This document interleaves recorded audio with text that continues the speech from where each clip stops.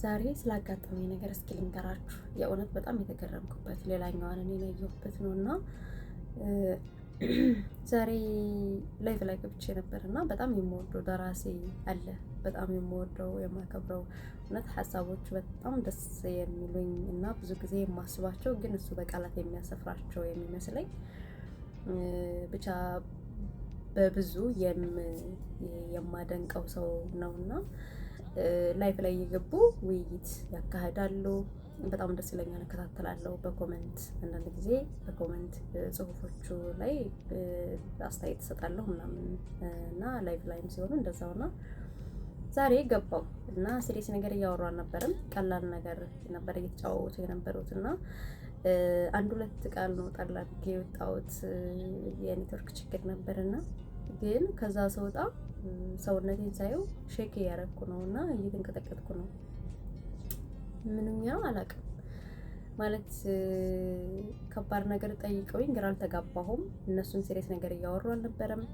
ቀለል ያለ ነገር ነበረ። በዛ በተሰማማኝ በጨዋታው ላይ የሆነ ነገር ጣል አድርጌ ነው የወጣሁትና ግን ለምን እንደዛ ተፈጠረ? ምናልባት ከአስተዳደግ በእምነትም በባህልም ሴት መሆን አለባት እየተባልን ይዘነው ያደግነው ልምድ አለና እኛም ደግሞ ልንሆናት ብዙ ጊዜ ይሄ ልንሆናት የኖርናት ሴት ካራክተር አለች እና ምናልባት ያ ሊሆን ይችላል እና ግን ዛሬ ከትላንቱ በብዙ ራሴን ገንብቻለሁ ብዬ አስባለሁኝ። ከትላንት የተሻለች ለመሆን በጣም ብዙ ሰርቻለሁ ብዬ አስባለሁኝ እና ቢያንስ የተሻለች እና ለምን እንደዛ ከሆነ የተሻለ መሆን ሀሳብን መግለጽ ነው አይደል? ሀሳብን ማብራራት ነው አይደል? ምናልባት ሳስበው እነዛ ሰዎች ስለማከብራቸው እውቀትም ትምህርትም አላቸው ብዬ ስለማስብ እኔም ደግሞ ምናልባት በትምህርት አለመግፋቱም የገጠር ልጅ መሆኑ ምናልባት ብቻ ብዙ ምክንያት ሊጠቀስ ይችላልና ግን እነሱ የሚያስቡትን የሚወያዩበትን ሀሳብ የራሴም ሀሳብ አለበት እና በዛ ነገር ላይ አስተያየት መስጠት እችላለሁኝ። ብቻ የራሴ ሀሳብ አለኝ።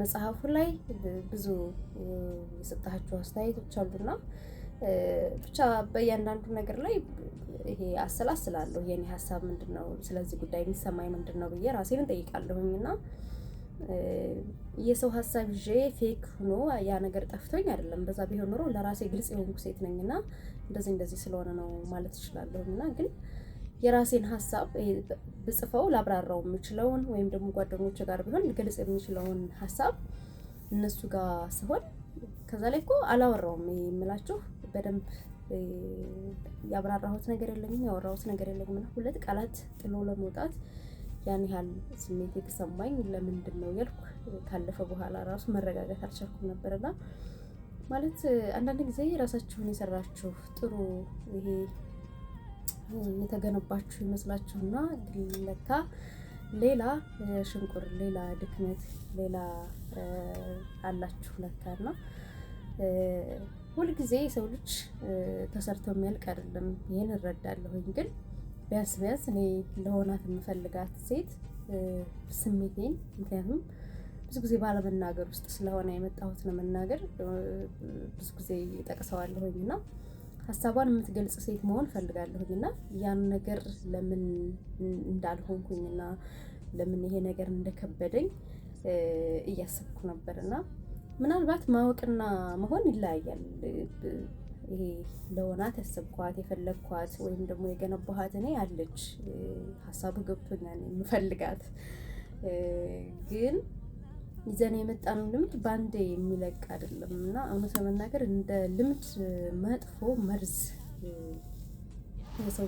የሰው ልጅ ከእድገት ይሄ በራስ መተማመን የሚያጠፋ የሰው ልጅ ንቃተ ህሊና የሚያዳክም ነገር ልምድ ነው እና እሱ ነገር በጣም አስደንግጦኛል እውነት ለመናገር እና አውቃለሁ የኔ ሰዎች አይደሉም በእውቀትም በልምድም በብዙ ነገር ሀሳባቸውን ሲገልጹ አያቸዋለሁ እና በጣም የማደንቃቸው ሰዎች ናቸው። ግን እኔ ደግሞ ከእነሱ በተለየ የኖርኩት ያስተዋልኩት የማስብ የራሴ ሀሳብ አለኝና ለምን በራሴ የራሴን ሀሳብ መግለጽ አልቻልኩም? ለምን እንደዚህ አይነት ነገር ተሰማኝ ነው። አብዛኞቻችን እንደዚህ አይነት ነገር ይሰማናል። ከሁሉም ደግሞ በገጠር ውስጥ ያደግንና ብዙ ጊዜ እንደዚህ እያልኩ አሰለቻችኋለሁ። ግን እውነታዊ ይሄ ስለሆነ ነው መናገር ዛሬም የተሰማኝ የሆነው እና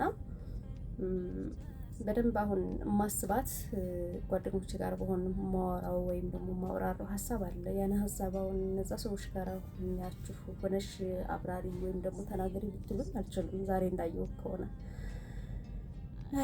ብቻ ይሄ ነገር በልምድ እንደመጣ ሁሉ በተደጋጋሚ በልምድ ደግሞ የሚጠፋ ነገር የሚስተካከል ነገር ነው ብዬ አስባለሁኝ። ይቀነሳል ወይም ደግሞ ይስተካከላል ብዬ አስባለሁኝ። ግን ከባድ ነው ለመናገር ሀሳብ ኑሯችሁ የምታወሩት የምትናገሩት ነገር ኑሯችሁ ግን እንደዚህ በራሳችሁ እምነት ስታጡ ወይም ደግሞ መናገር ሲያቅታችሁ እንደዚህ አይነት ነገር ሲሰማችሁ በጣም የሚያስጠላ የሚያናድ ነገር ነውና ግን እረዳታለሁ። ራሴን የሚስተካከል ነገር ነው። ይመቻችሁ።